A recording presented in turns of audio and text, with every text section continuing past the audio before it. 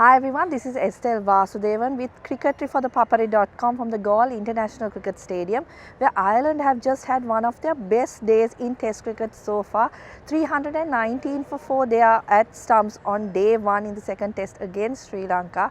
It was a brilliant performance by the Ireland batters, but you must say that it was a really important toss to win for the Irish.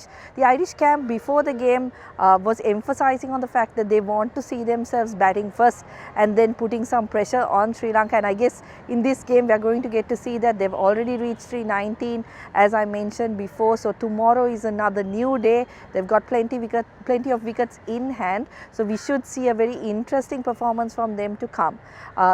They made 3 changes to their team from the first Test. An interesting one in Matthew Humphries, who is making his Test debut as well as his first class debut. So completely new to the red ball game. He is of course a left arm spinner coming in instead of George Dockrell. Paul Stirling, another change to the side, and what a big impact he had on this game. Came into bat when Ireland was 89 for 3. A lot of people would have expected him to open the batting because that's what we've seen from him in the international arena in limited overs cricket. But in fact, surprisingly, in Test cricket, he has batted at number 4 and number 5 very frequently. So he came in at number 5 this time. 89 for 3 Ireland were at that moment, and he put on 115 for the 4th wicket alongside Andy Balbirnie, who made 95 in this innings. Unfortunate to miss out on a debut Test 100, but I don't think he'd be that disappointed considering how well Ireland did.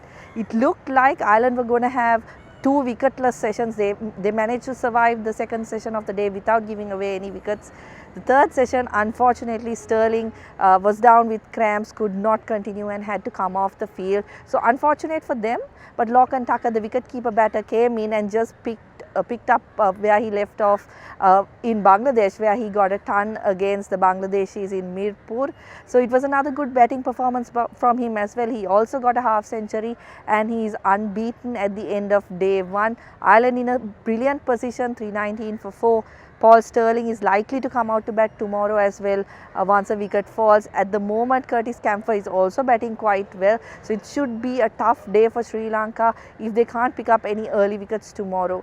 Today, they bowled well in patches. We have to say there was some consistency lacking, particularly from Ramesh Mendis, who struggled to really find his line and length, I think, throughout this series. Prabhat Jayasuriya was accurate but couldn't get much assistance from the track. Dhananjay De Silva as well did his part. All in all, Sri Lanka tried hard, but you could really see this weather, these conditions really getting to them by the end of the day. By the end of the day, you could tell that the Sri Lankan bowlers were tiring. Ireland made the most of it, particularly Lachlan Tucker, who got some boundaries, courtesy some not so great fielding in the end.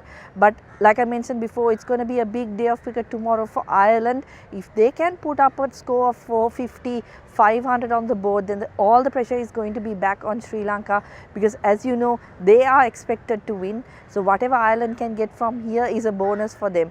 That's it from me from the Galle International Cricket Stadium. This is SLvIRE signing off for the Papare.com.